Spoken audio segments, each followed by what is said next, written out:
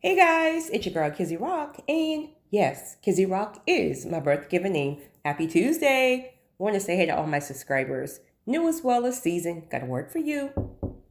Tap in. Happy Tuesday, guys. This should be fairly short, but we shall see. And that is God calling you to stand in the gap for an individual? Is God calling you to stand in the gap for an individual? Yet the flesh, yet the enemy have you fighting with this person. You're constantly arguing, you're bickering with each other, you're frustrated, and because you're trying to get some kind of quote unquote sense into them. And it seems like nothing that you're saying or doing is working. And in your mind, this is common sense. Like, dude, how can you not see that this is X, Y, and Z? Like, girl, how can you not? It's common sense. What is wrong with you? Right? The enemy got people bickering with each other. And in fact, God needs you to just be quiet and stand in the gap. We, as fleshly beings, especially those of you like myself who are called to build people up, called to pour into people, it's so easy for flesh and frustration to get all involved there.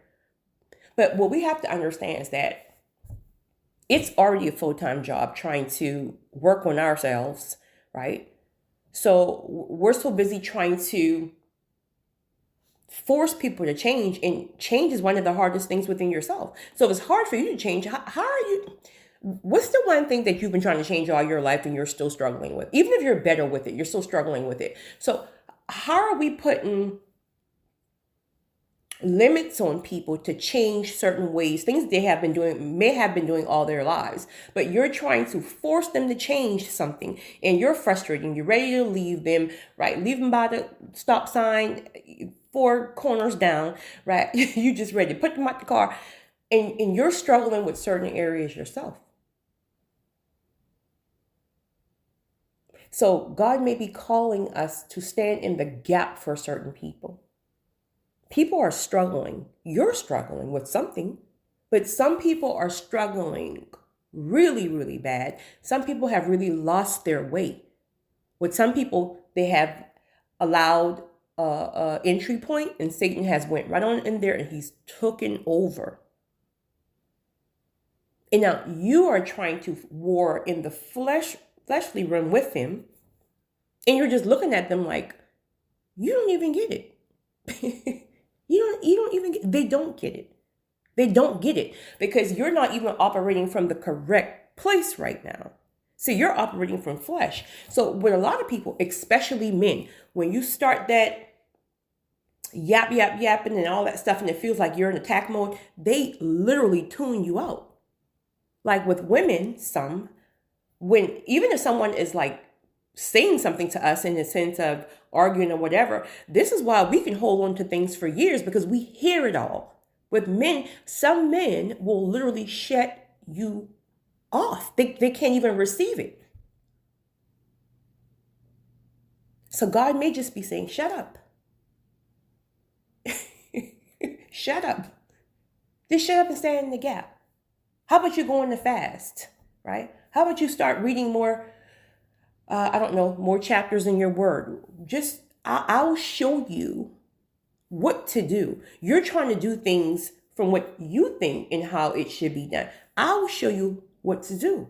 You start getting better results because I'm leading you. You're not leading yourself. The flesh is leading you. Now you're frustrated because you're tired, and you're just, they're frustrated at you because they feel like you're not even getting them. They're trying to either express themselves and you're shutting them down, or they may have just not said anything.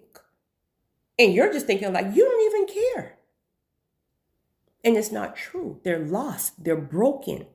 Remember, you're strong, right? Not to say that they're not strong, but you're in a place right now where even though you have your own stuff going on, your footing is stable, right?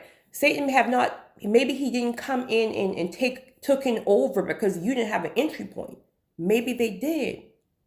Maybe that broken heart from 10 years ago that they had has caused some type of addiction. right? Maybe because the world is so crazy right now, men are providers. So a lot of men can't even provide like they typically can provide. But they're dealing with this stuff internally, and we're in their ear, right? I'm speaking in general here. We're in their ear just fussing about something that they can't even receive. We're all the way off. We're off. You're fussing about this or complaining about that, and that's not even what's going on internally. You don't know what's going on internally, but the Holy Spirit will show you. But you got to get quiet. You got to get disciplined.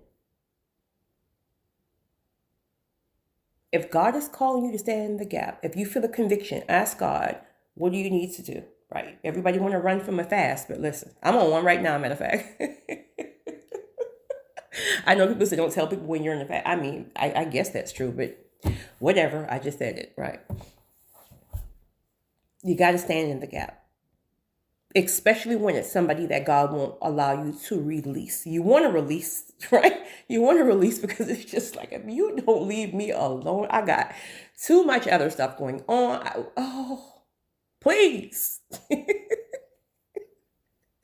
So if God won't allow you to release that coworker, if God won't allow you to release that friend, that spouse, that family member, that whoever it is, and it's continuously pressing on your spirit, even though your flesh want to give up, there's something deeper. We are so selfish as individuals. Definitely not me. I mean, I have my stuff, but selfish is definitely not one of those things. Sometimes I wish I had the gift to be more selfish, but sometimes we're so selfish as individuals that we're too locked in on what we want, what you should be doing, in reality, you're in that person's life because God has an assignment, but the assignment will be directed from the Holy Spirit, not you and what you want and what you think. God may have you, and this is what I was saying on one of the I think it was the recording yesterday, about stop trying to create the picture of the destiny, meaning you're going to get to wherever God says you're going to get there,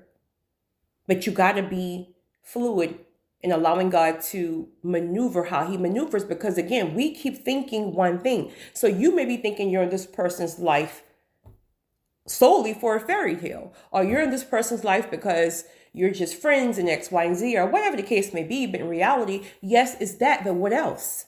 What else?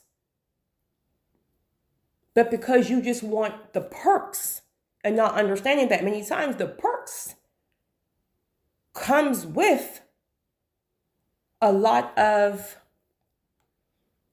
warfare. So when you see people who you deem to be successful, let it be in their marriages or in their careers or their this and their that, listen, those individuals, they did not get overflow. They didn't get perks without going through hell and back. I wanted to share that.